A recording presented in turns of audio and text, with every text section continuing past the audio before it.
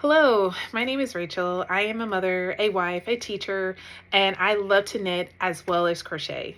These two crafts have brought so much joy and given me mental stability that I cannot imagine not being able to do that. It's literally something I pray on, being grateful that I am able to engage with knitting as well as crochet. However, I wanted to talk today about the difference between being influenced and as well as informed because recently I have been significantly influenced, and I prided myself as a young adult not to be influenced by what I see trending or whatnot. There was no social media or internet when I was a teenager. I think there were some aspects of internet, but it wasn't something that was a big part of my life. It didn't become, I'm an AOL log on type person where if someone was on the phone, you couldn't log onto the internet. Like that's my experience with it. And although I may look younger, but that I go back that far. But anywho, because of the significant influence that social media has on the different products that we interact with, as well as the different crafts that we do, I wanted to talk about the potential impact that that has. And so this is not me standing on a soapbox. This is actually me just telling you, like, child, you would not believe what happened to me. So it all starts with my knitting needles. And I promise you, I'm going to tie all this together. So stay tuned for this story. Let me spill this tea with you. So as I mentioned before, this is my third year being a knitter. I have searched the World Wide Web to learn almost everything I possibly can. I purchase books. I purchase online classes. I want to make sure I am super knowledgeable about knitting, right? And obviously, I've listened to some different reviews about different knitting needles. And so I started out with the long straighting needles, the wooden ones. Started out with those. I think they're called Brittany or whatnot. But anywho, knitted a scarf that came out horrible. Then I worked my way up to a interchangeable set, and then thought I loved it. Spent about $30-$40 on it, probably a little bit more, but definitely no more than 50. And it was the Knitter's Pride Cubics. Thought those were the ones, and then I realized they were not the ones because they was snagging on the yarn, and it just was not giving me that fulfilling experience. Plus, I had it in my novice head that I needed to have every single knitting needle size. I could not just have the standard that came with that. Now looking back, I had the sizes I needed. I did not need to go up any more than that because I typically can, and again, I don't use US references, so forgive me, but I typically use 4mm, 4.5, and 5. Those are my three go-to. When I'm doing socks, I do 2.5. When I'm doing hats, I will use 3.25 or 3.5. That's it. Those are the knitting needles. That's all I needed. But again, for some reason, I'm like, I need more. I need them all. I'm being greedy. I didn't need them all. Don't even use them all. So I had to buy more knitting needles, which I did. I bought the Knitter's Pride Cabaz knitting needles after watching a knitting review about the needles on Nimble Needles. Love the guy. Thought he did a really great job of breaking down the different needles that he featured on the show, about the pros and cons of it, and basically pushing the audience viewer to make their own informed decision. What type of needles do you like? And after reflecting, I was like, I should think about that. I realized I prefer needles that have a very sharp tip and that have a long shaft, but are also light in my hands. I enjoyed the ergonomics of the cubics because I felt like I had a stronger thumb press, but I didn't necessarily need them.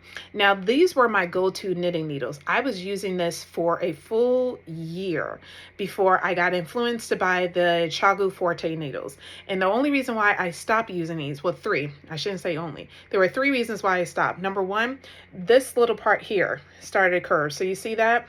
I don't know how well you can tell, but there's a little dip. So this happened with my 3.5. It happened also with my 4mm. So that happened. In addition to that lovely dip, when I dip, you dip, we dip, I couldn't help it. You know that song. Oh gosh, don't sing it anymore. But in addition to the dip, I also noticed that the metal here, hopefully that is focusing on that. There it is. It'll show up a little bit more. The metal started to wear off, and I was like, wait a second. So that started to come off. And then the third and final thing that made me say, oh, heck no, these things are pissing me off and they need to go. I was knitting, having a really great night. I was doing mohair and cabling and lace. It was gorgeous. I was so proud of myself. The needle and the cord started to come undone, and I lost about 20 stitches.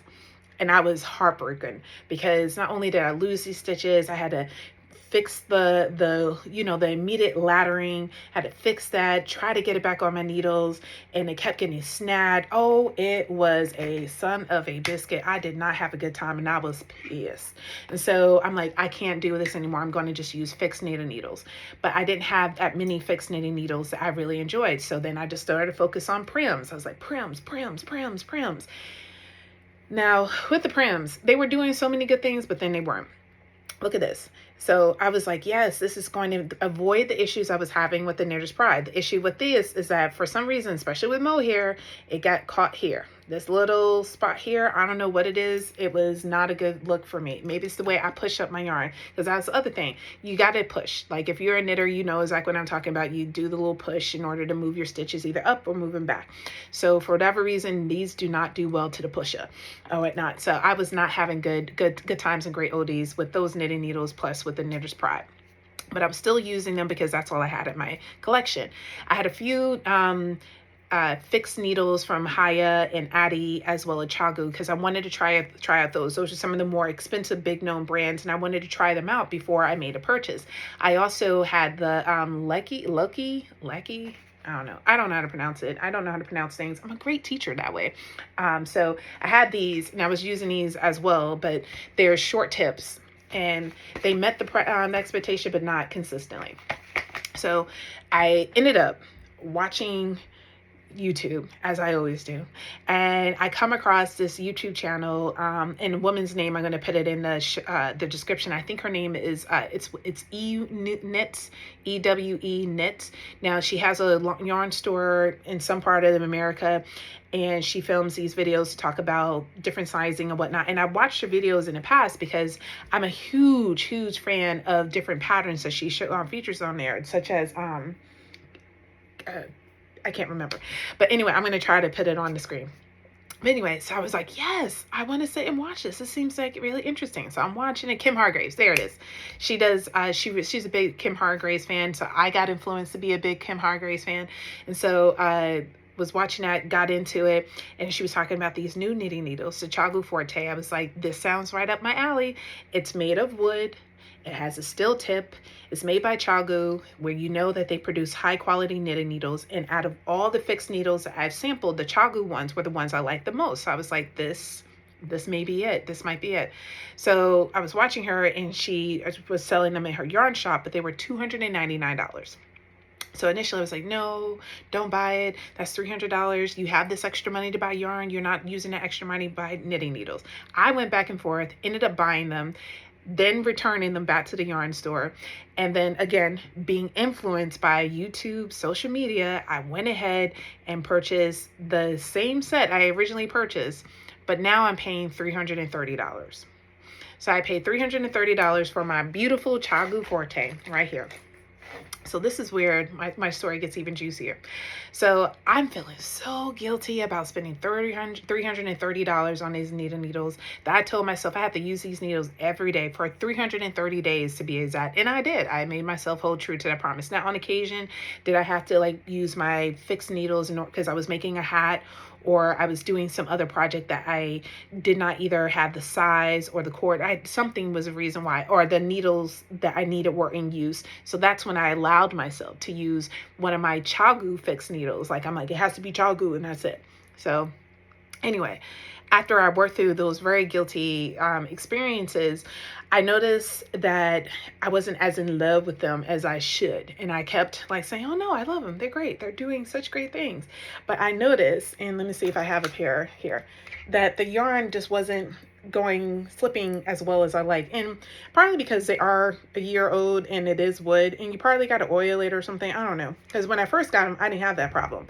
But recently I noticed that the slippage is not happening as well as it should. So, but I'm like, no, you spent this money on them. That's your problem, not their problem. That's a you problem, not a them problem. So that's what I would tell myself. That's the lecture I gave myself. So anywho, I'm knitting away, having a good time, enjoying life, whatnot, to the best of my ability, taking on these new experiences. So this brings me to my first finished object and why I wanted to talk about the difference between influence and inform. So I was influenced to knit the artist shawl. So I was watching Michael from Piece for Piece, and he knitted his, and I saw it, and I was like, dang, that is a nice shawl. And I've never been really a big shawl fan. I've made only 3 other shawls in my knitting career. I've crocheted a whole bunch, and because those are easy, they fly off my hook with no problem. But knitting, not my jam. But that shawl, I was like, it's saying something to me. So I was like, you know what, let me holler at it. I went ahead and purchased it. The pattern was real cheap. It was like, I think I got it on sale or something. I don't know. But for whatever reason, I only spent like $7 on it. So I'm like, yes, this is fine. And I was in the airport randomly waiting for my plane to board because it was delayed multiple times. I forgot where I was flying to. I'm assuming I was flying to the AP reading. I think that was my last flight. But anyway, I was flying to the AP reading, and I had the yarn with me. Why, I don't know, because I was working on another project, but I had the yarn with me for that project, and I decided to cast on. Couldn't put it down.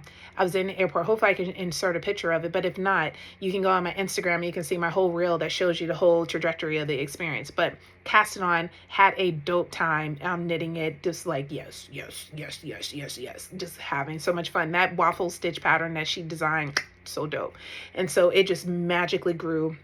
I love the way it was growing. I love the flow of it, the way it felt. I'm just can't wait to put it on my body. And I finished them.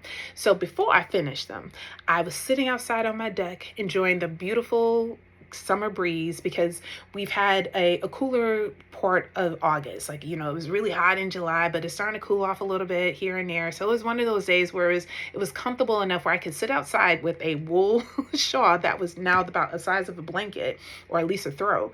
And I was going to work on this. I only had about 6 or 7 more rows left, and then I could bind off.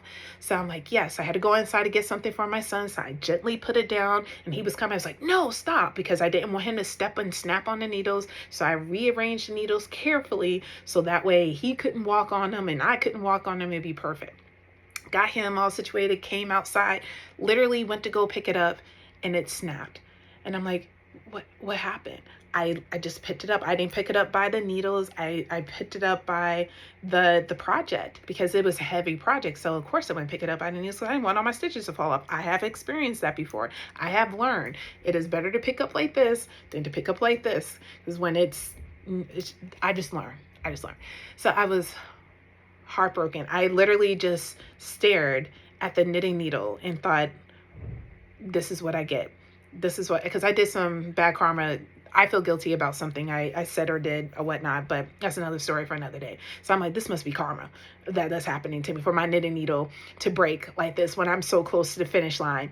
And my other 4.5 needles are out of commission. They were being worked on something else. And I'm like, this is not kosher. So I ended up finding another pair of 4.5 millimeter needles in my collection. I thought I had threw them out, but luckily I had another pair in here. I didn't know, because like I said, these have been going through some things. So, and as you can see, I don't even have the full set anymore because these have been going through those things. So I was able to finish the project, very excited, but I'm mad that I spent $330 because I was influenced to buy these knitting needles, and I allowed myself to be influenced. I allowed myself to be influenced to knit the shawl, which I don't mind because I love the shawl and I learned a lot. So that was a good influence. But these knitting needles, didn't need them.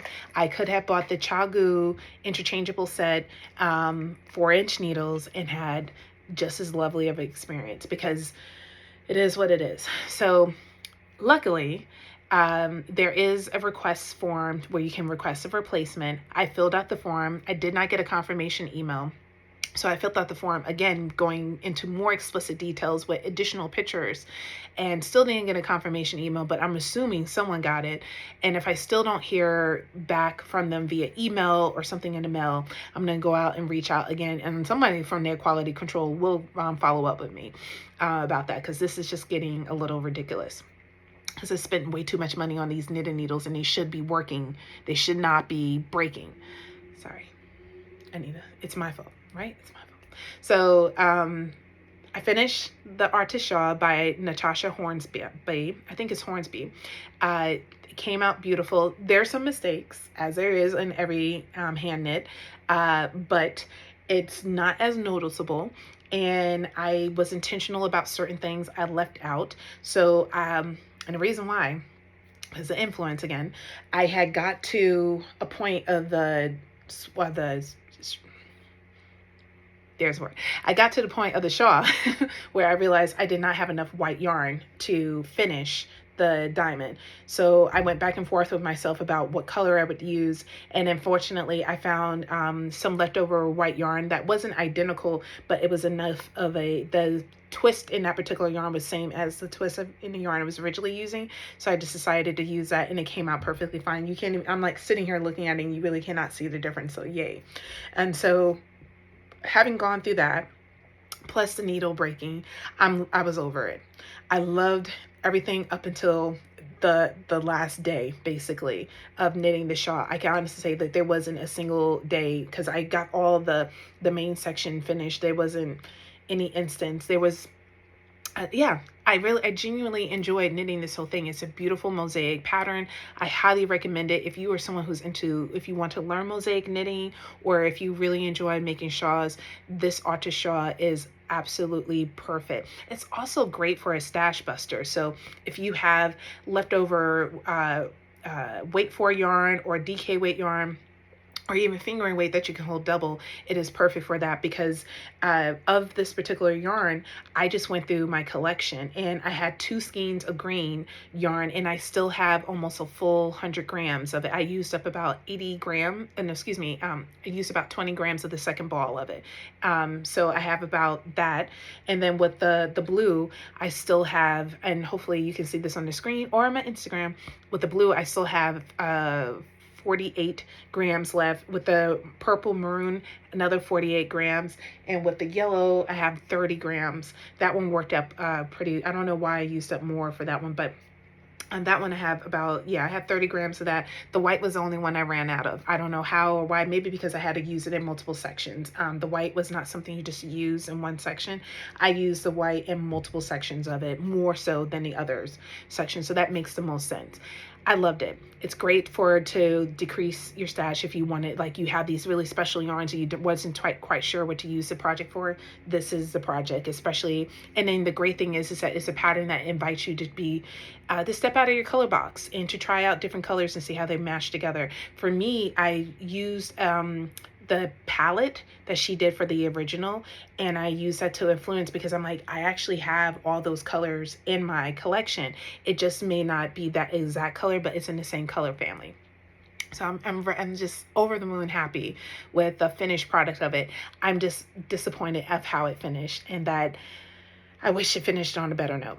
But moving on to my second major influence that also contributed to my mental breakdown that we sometimes have when we're crafting is the lovely sweater frame.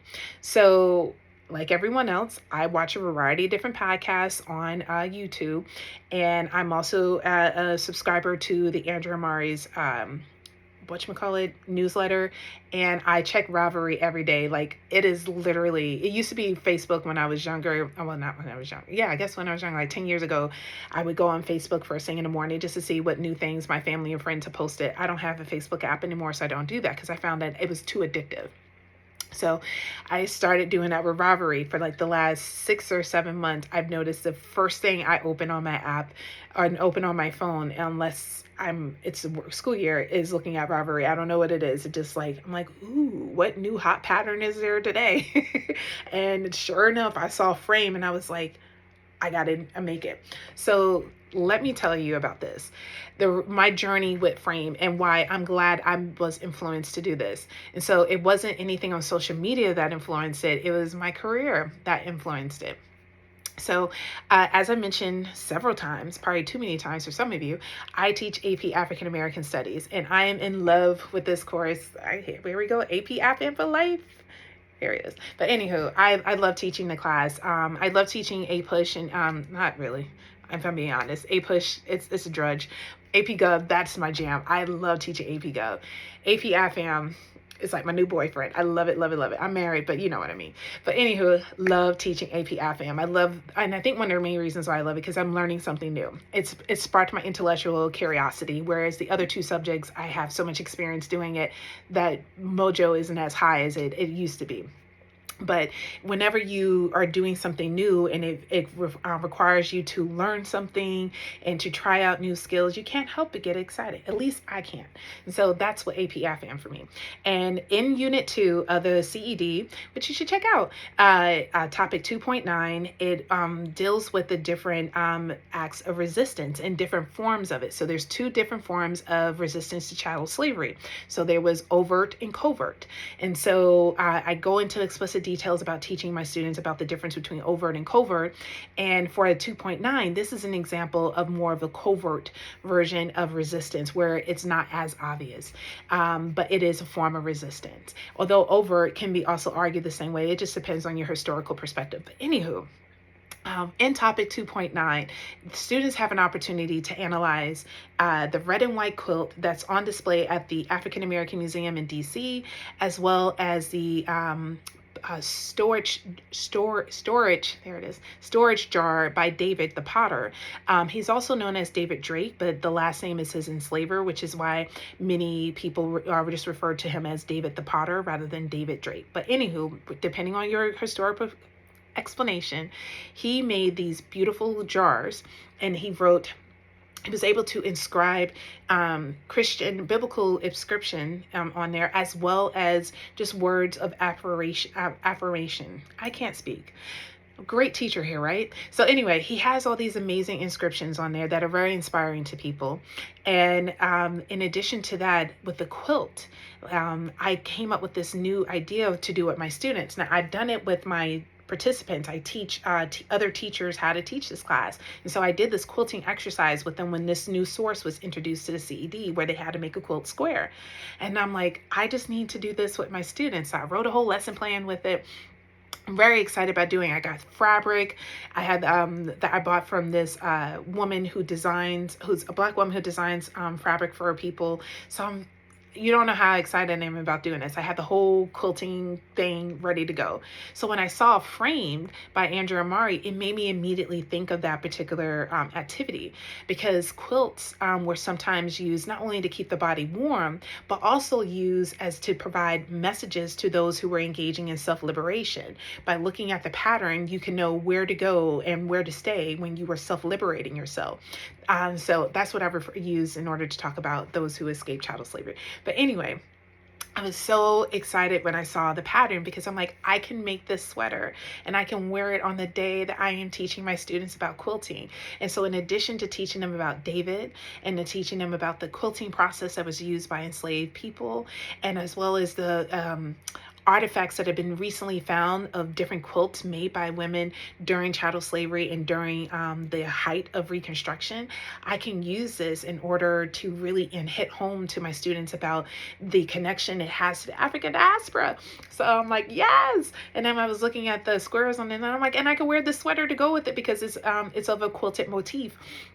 So if I'm teaching them this, and not only some of my students, there's always at least 2 or 3 students in my class, at least of recent, who can knit. So I'm like, and then some of my students can also knit this. I was like, this is just so dope. So I got over the moon excited when I saw Framed. And so there's that influence, my professional influence in that regard. So I'm really excited about knitting this particular pattern. So naturally, I got obsessed again, same as I did with the tessellated vest. When I made the tessellated vest last summer, it was bad. I spent way too much time and money trying to make a decision about this particular vest. It came out gorgeous. I absolutely love it. It wasn't necessary for all the drama that went with it. And it was 100% self-inflicted drama. And so with this, I was trying my best not to let the same thing happen again. So I was determined to use yarn that I had in my collection. I did not have any worsted weight yarn that I really liked, and then that I would like to use in a quilted motif. So that was one issue. The second issue is that I didn't want to use the worsted weight yarn I have, because it was a little heavier. And I sweat. I'm at an age now where my body temperature just goes up unexpectedly. Right now, I got the fan on. I don't know if you can hear that. So I did not want to make a heavy sweater. And listening to other knitters who have made this, who test knitted this, it seems like it is a heavy garment, and I don't want that. So I then went diving into my collection to see if I had any DK yarn that could potentially work. And I found that I had some fingering yarn that had enough of it where I could hold it 2 strands together to make the DK weight, and that I would have to change my gauge. I most likely would have to change the gauge in order to knit the size that I want. I'm looking to knit the size 4 for the body and to do the size 5 for the sleeves in terms of the width. And for the length of it, I'm just going to adjust to my own preference, because I don't really like to wear quarter length or sheet. It's more like 3/4 bracelet length sleeves. I really don't like that. I prefer it to come past my wrist so I can pull up the sleeves and hold it. I don't know why. I just love that. So went searching, couldn't find it. Then I made my decision. I was like, I am going to knit this. So let me see if it's close by. I had made a decision that I was going to knit using the collection I had and was committed to it. I even took my sons to the park and made the world's tiniest swatch. Here you go. And it's coming on Ravel, so it doesn't really give you an idea. But the whole goal of this swatch wasn't really just to test my gauge, which I did get. But it was really just to see if I could understand the motif pattern, if I could figure out how to do it, and if I could, then I can move forward with it. So I made this itty bitty little thing, and I was like, yes, I can do it. I was really excited, but I knew I could not cast on until I finished the artist shawl. That was like the rule I made for myself. So I kept chugging away at that particular pattern, not letting myself cast on for that. And while that was happening, naturally, I started getting more ideas about what to knit, what yarn to use for this pattern. I went on, what is it? Too many rabbit holes looking at different yarn stores that carry spin cycle. And then I remembered, Circle of Stitches here in Salem, Massachusetts. And I decided to peruse because I had luck there. I was able, and I just couldn't go physically to the store. Now, if I had my time back, I would have gone physically to the store and I could have avoided some of the experiences I'm about to tell you about. So listen up. So I went online and I knew I wanted to do this in purple. Like there was no denying that. I wanted a purple sweater. I want, by the end of 2024, I want to be able to say I have 2 purple sweaters. Purple is my favorite color. It always has been. And I need to wear it to celebrate my love for it. So because I love purple so much and I really wanted this, I bought some Lion Brand polyester purple yarn, and it wasn't quite the purple I was looking for this frame sweater, but it was a perfect purple yarn that I can use for a pullover. So I was like, yes, but no. So I put it aside for the Dreama colorwork sweater because it has a heather look to it, and it would just it's going to go so well with the pairing with the gray and white that you do with the Dreama. So I'm like, when I saw it, I was like, Dreama, it is not frame. So back to the drawing board, looking at my spin cycle yarn that I had in my collection. And I'm like, I love it, but I don't love it for this because the colors I had in my collection before I went to Circle of Stitches, those were mostly like yellows and blues and greens. And I wasn't trying to do that. I wanted purple and kept searching, couldn't find anything. Went on Circle of Stitches. Do you know, the second I went on the website, this purple yarn popped up right then and there. And I was like, once again, it's like serendipity. So I went ahead and tried to buy 2 skeins of this. They said no. I bought one. I'm like, maybe I'll just have one and use some of the other colors in there. So then I got an email saying that unfortunately they didn't have any in stock and that they went ahead and requested a shipment and it should be in by the end of the week. And I was like, well, can you go ahead and add 2 more? She added 2 more. So I came home with 3. So I got my 3. Then I saw it at first and I was like, maybe I don't like it. I like it, but I don't like it. Do I really want it? I went there. Why? I don't know. Because it wasn't quite the purple that I thought it would be. I thought it would be more grapey than what it is. And so, and it's 3 different colors. Spin Cycle, I know, comes in different variations, but she didn't give me 3 of the same one. She gave me 3 different versions of it. I think she just grabbed what she had and sent it to me, which pissed me off. If I'm being truthful, it pissed me off, and that's not what I wanted. And I didn't specify that I wanted it in the same colorway, so I can't even get her petty or mad at her for that. So that's on me. I should have spoke up. So anyway, I got this, and spent way too much time in this room thinking and writing. Like in my journal, I wrote like 3 or 4 pages reflecting about this whole knitting experience. And finally, I thought I made a commitment. So I was like, this is what I'm going to do. Made a plan for myself, was good to go. Well, this week happened. I had a very bad day on Wednesday. And Wednesday was my stepson's birthday. I also had jury duty, and I wanted to have a good day because it's my stepson's birthday, and I wanted to come home after jury duty, smile and celebrate him, because just because I had a bad day, I don't want to take it out on him. So I did my jury duty. I didn't get picked. It's okay. It was going to be a boring case, so I'm not too upset about that. But it was cool to go through the process because I'm a nerd like that. But anywho, having a bad day, decided I want to go to a yarn store. I don't know what it is. I remember feeling similar, I should say, and going into the yarn store and just feeling better because I found an unexpected treasure that put a smile on my face. And so I was hoping for the same thing. Like the last time I went to that particular yarn store when I was having one of those anguish days, I was able to find some sock yarn, alpaca socks, SOXX, and the color gray, and made a beautiful pair of socks that I'm absolutely in love with, which I don't know where I put them because I was showing them. Now I can't remember where I put them, which hopefully I can find. Hopefully they're in my dresser drawer or my finished product. But anywho, had a really great time while I was there, and they were having a 70% off sale on all the yarns in the gray tubs because you should see me when I walked in there. I was like, why are these gray tubs here? Like I heard about their clearance sale, but I didn't know it was like that. So I was walking around, I was like, could you just tell me what these tubs are for? And she was like, yeah, everything in there is 70% off. I was like, 70% off the original price or 70% off the clearance price? And she was like, the clearance price. And I was like, what? Because they had cashmere yarn, and I don't mean cheap cashmere. I'm talking about Italian premium, I can't even pronounce the name, cashmere yarn that was on sale for 70% off. It was already marked down. So one little halo, for example, was $42. It was marked down to $27, and then you would take another 70% off the 27. So I liked that one. I was leaning towards purchasing that one, but it was bulky weight, and I didn't quite want that thick of a yarn. But then I came across the worsted weight version of it, and I was like sold. And they had enough skeins in the this color gray, and they had it in purple. So I went ahead and purchased. I purchased about $300 worth of, it's valued at $300. I only spent $60. So that was like a first for me. I was like, wow, I actually did bargain shopping for yarn. I never do that. So at least not in the last year. So I was really pleased with myself. I stopped at Shake Shack and got myself a snack or whatnot. So it was like my day was picking up. And then I went and got my stepson he wanted a pie for his 20th birthday to celebrate him.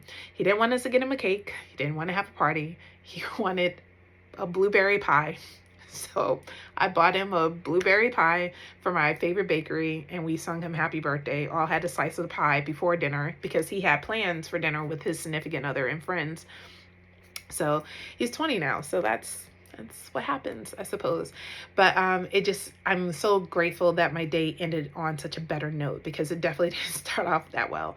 Got some really bad news, and I'm still dealing with it as best I can. But, bad news happens, and you just find a way to persevere through it, right? And you just like, everything is going to work itself out. You're in a little bump, things will work out. But anywho, I was really excited about my yarn, and I came back into my yarn room either Wednesday night or Thursday.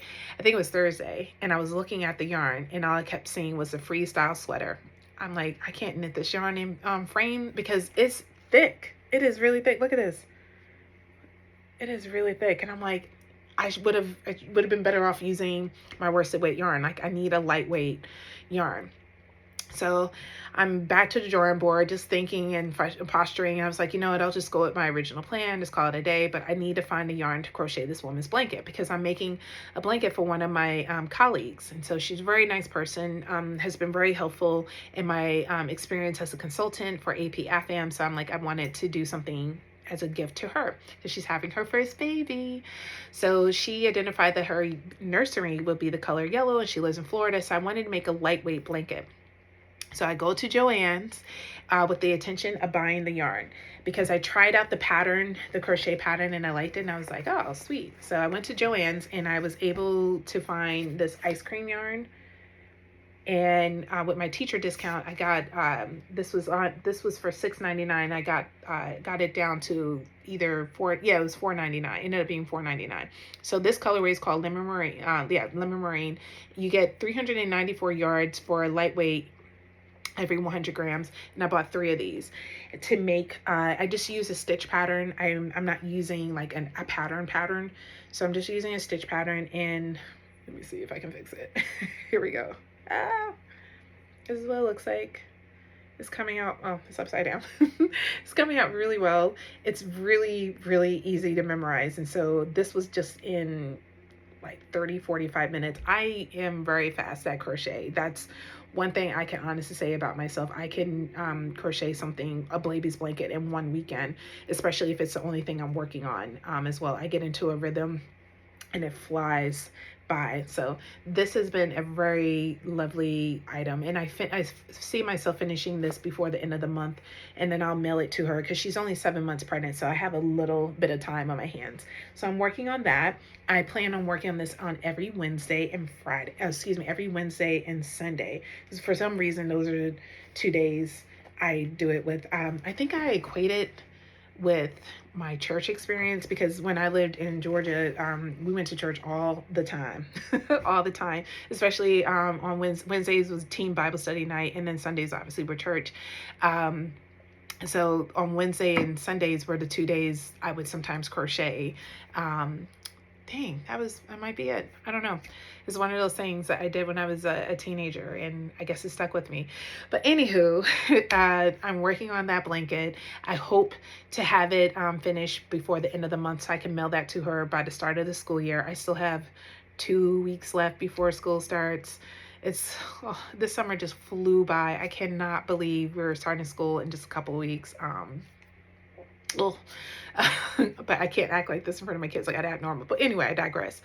So while I was in Joann's, I saw that they too were having a clearance sale, and I was like, well, what's going on here, Joann's? And they had a variety of different yarns that I've noticed before on sale. And one of the yarns that they have was their Eddie Bauer yarns. Now I've seen this before, but it was always priced like at $9.99 and higher. And I'm like, I'm not doing that especially when it was only like 200 yards. I felt, I don't know, as me being bougie most likely. So I said no. But this was on sale for $6.27 in a clearance bin.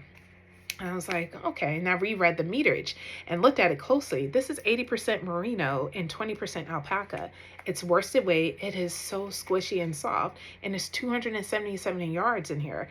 And this is also a weight 3, but it's a light worsted. It says it's a weight 3, but with its stitches, it definitely can work up to a worsted weight. And I'm like, this would be perfect for my sweater, my frame sweater. So I'm like, oh my gosh, did I do it? Did I finally find it? I did. So I bought, looks like I got 1, 2, 3, 4 of these. And these are the only colors that they have, so this has to work. So I got 4 of those, and just in case that should run out, I do have some other yarns that I could potentially use to kind of like fill in the gap, hopefully. So I got that, and now I'm ready to knit frame. So I'm going to pair the 2 yarns together. Oh my gosh, because this isn't like a white, this is more putty. I know it's not coming off that well like that, but this is more of a putty than it is white. But oh, it looks so pretty. And I decided that I am going to do it bottom up. Initially, I had planned to use the DRK Everyday Sweater and modify that in order to do the frame because I wanted to try it on top down. But being influenced by one of my knitting peers from my knitting group, it's like, you know what, I'm just going to go ahead and knit it bottom up. And I found this in my collection. I have 3 of these little halos, and this is the La Mana Perla in a color 11. And so it's more navy blue, as you can see, but I know it's a little hard to see on camera, but there's navy blue here in this yarn. So I thought Andrea Mowry recommends that whatever yarn you use to frame your sweater, that it should also connect to the yarn that you're using as color striping. And I was like, oh yeah, that makes the most sense. Why didn't I think of that before? So it's all set. I'm ready to go. So I'm going. This is it. I decided not to do a tubular cast on. I was going to, but it's a lot of stitches you got to cast on. So I'm like, I'm not. I did it already with the tessellated vest. I proven myself. And with the tessellated vest, which made it easier, is that you, well, maybe it didn't make it easier. I don't know. I did it already. It does add for that beautiful round edge, but I figured if I can do a really neat cast on with a long tail cast on, I can have the same effect. And so that's what I did, and I'm very glad with my choice. I decided to use this yarn to initiate it, to stabilize the yarn, and I'm glad I did that because it adds that little pop of purple that's going to connect all the purples to it. And then I'll do blue, and I don't know, I like the way it looks. Although this yarn is thicker than the blue that I'm using, I think it's going to give it that little edge. I might not do it on the cuff. I may just do maybe one round of knitting on one by one ribbing on the cuff, or I might just opt not to do it. More than likely I'm going to do it because we'll see. But right now I'm not 100% committed to it, but I do like the way it looks, and I'm hoping that I can flatten it out a little bit with the cashmere. But if it doesn't, I want it to be a little unique. I didn't want it to be exactly like everyone else's. That's not my jam. So happy that I have this to use. And then I can also use this as a color in the sweater too if I run out of the Eddie Bauer, which I hope I don't. My hope is that I will, I actually have 5. No, I have 4. I'm lying. I have 4. I thought I had 5. I was like, ooh, no, I don't. Because the yardage that she offers is just enough yardage to do the body as a crop sweater and to do the sleeves as cropped. So I think initially I planned on doing the ribbing longer for that, so I might still do that. We'll see, but I am going to elongate the body. I'm going to add at least 2 inches to the body, and I'm going to do my full length of the sweater. So we'll see how it comes out. Hopefully it will look great. Up here it looks great, but we'll see in reality. So that's what's happening on my needles. Maybe I'll look online to see if I can find another Eddie Bauer because I know I bought up all the ones from Saugus, but I'll see where I live, and I'll see if I can find one nearby. So that's what I'm working on currently. I'm still working on my socks. I made little progress because I had a doctor's appointment this week, and so I was able to, it's all tangled. Ugh. I hate when that happens. I was able to make a little bit of progress. I added a cable and a half to it, so nothing too grand. It still has a long way to go with that, and it's really just my I'm leaving the house. We're about to go for a drive or something. My husband's driving. That's what I have with me, and it's also probably what I'm going to work on during my professional development when we go back to work. But yesterday, because yesterday was when my needle broke, and my Frajola was calling me. He was like, girl, pick me up. I promise you're gonna have a good experience. So I picked her up. So I ended up casting on this a second time because the first cast on, it was working, but it was like it wasn't quite meeting what I needed it to do. So I decided just to say, you know what, I'm just going to rip it back and try again, which I'm glad I did because I'm really, really, really am loving this pattern. Like it is, this is one of those patterns that remind you that sometimes it's better just to trust a designer because some beautiful things are going to happen. And Isabella Kramer, that's who made the Frajola. So I'm sorry, I didn't even tell you the details like you're supposed to know, right? This is a Frajola by Isabella Kramer. This pattern came out, I want to say about 4 years ago, if not longer. And I was influenced by Kristen Lear of Voldemine Lip Knits to make this particular, because hers came out absolutely stunning. And I was like, I must make it. And then I was looking at the different projects on Ravelry. I noticed that it really is flattering to all different types of bodies. And I'm like, I really, really want to make it because it has 4 to 10 inches of positive ease per your choice. And it has a beautiful lace motif in the front. So let me see if I can find it. Yeah. So it has this beautiful lace motif. Hopefully you can see that. And it has the motif on the sleeves too, on both sleeves. So you have the motif here, and then the rest of the body is just stockinette, and then going down the sleeves. And I saw one of the people who made it on Ravelry. She used Quince & Co. Let me see if I can find it. Here we go. Quince & Co. Chickadee yarn, this is what she used. Hopefully this is popping up.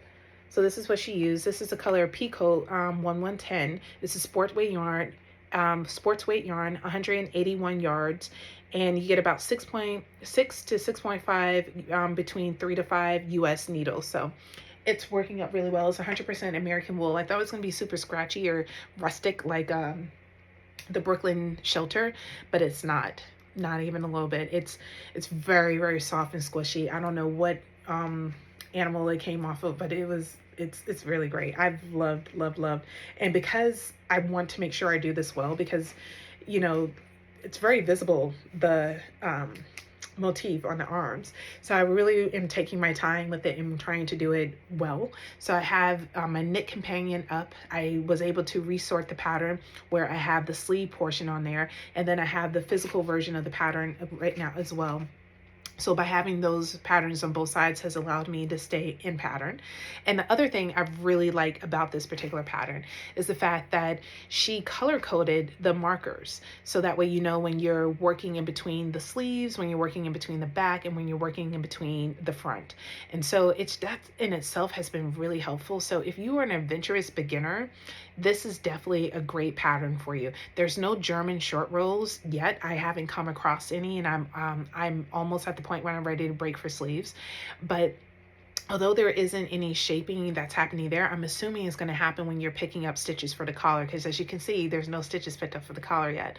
So it's just a really well written pattern.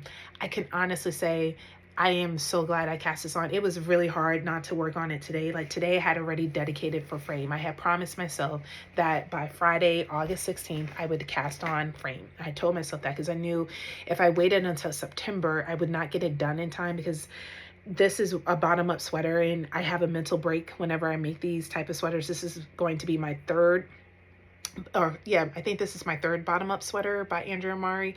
So because this is my third one and I had such a hard time with the tessellated vest as well as the weekender, I decided that I'm going to do this in chunks. So tonight my goal is to get the hem and to start the motif, and then the next time I pick it up I will finish the first 13 rows, and then I'm just going to break it up by 13, and I'll do another 13, because it's a 26 row repeat.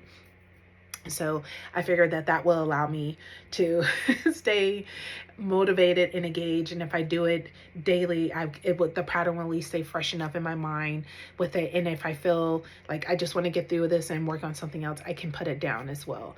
So that's what I'm doing. My goal for the Fojola is to work on this until I finish with the yoke, and then let it be my new social knit. So anytime I'm like sitting and chilling and I just want to knit something quickly and around, not really looking at my knitting, that's my goal too.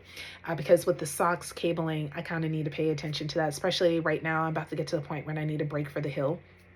And for that, I need to be by myself and focus, because I don't know why me and hills, we get along, but we don't as well. So I need all that mental focus when I'm doing a hill, and then I can be back to being engaged once I finish the hill.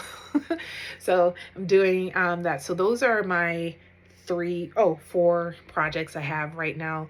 Nothing else. I'm looking around the room. Nothing else is on my needles. I have a couple of projects I'm thinking about casting on, which I'll talk about once I am finished with one of these. So out of these 4, there should be at least 2 finished objects by the end of this month. Let's see which one it is. I know it'll be the blanket. The blanket is definitely one, but will it be the Fojola? Will it be the socks? Or will it be framed? We'll see. So just to wrap up, I wanted just to say once again that being informed gives you that opportunity to do your own research and formulate your own conclusions about something, because you interacted with the product. You decided whether or not this was something worth purchasing. Whereas being influenced, someone told you, gave a rave review, you watched a review, and you were just like, yes, I need to buy it. I need to buy, you become mechanical about it. And I was influenced to read, I ended up listening to it because I didn't have, my phone's being used. I ended up listening to it. So I listened to the audiobook called James by Percival Everett. Excellent. I never really got into Huckleberry Finn. I actually was a little, I don't know, just something about the story just didn't really appeal to me. So with this particular version of the story, it just tells it from the perspective of Jim and it is outstanding. It really is. And I love it so much. And I am trying to think of how I can incorporate this particular experience of reading it with my students, because I can honestly say it was really well done. So I listened to that rapidly. I took a break for a minute because it got emotional for me and I needed a moment. And then I got back into it.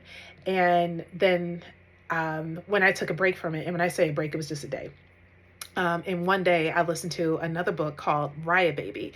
Now I was reading a book that I think it's called Fake It to Bake It.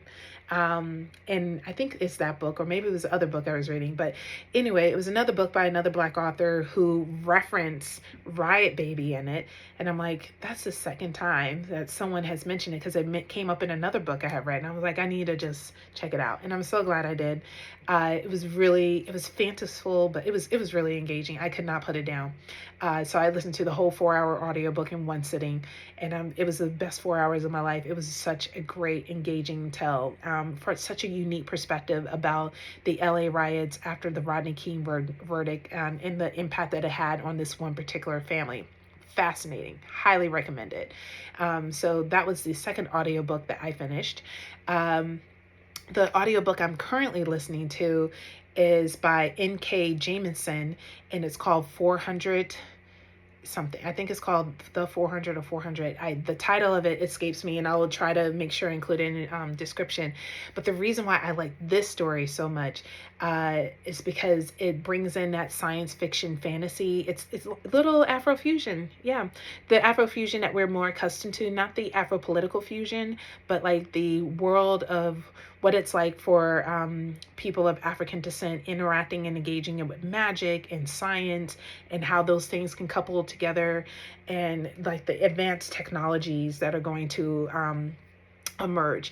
But so that's what some of her stories, at least in my opinion, I feel like some of her stories has that fantasy aspect to it. And when I think of some genres of Afrofusion, there's some forms of fantasy in it, but I know all of us have a different interpretation of it. But anywho, so that is an element in it, and it's a I'm tongue tied here. It's just a really good story, and I'm glad I'm listening to it again. I already listened to it last year, but the second book came out, so I wanted to refresh my memory. So I'm listening to it again, so I can listen to the second book, and I think a third one is available to either read or to listen to. So I'm going to go ahead and request that so I can have that in my queue when I'm finished with this, because this one is going to probably be done by the end. By next time I film an episode, I will have both books listen to, because I need to get as much in before the school year starts.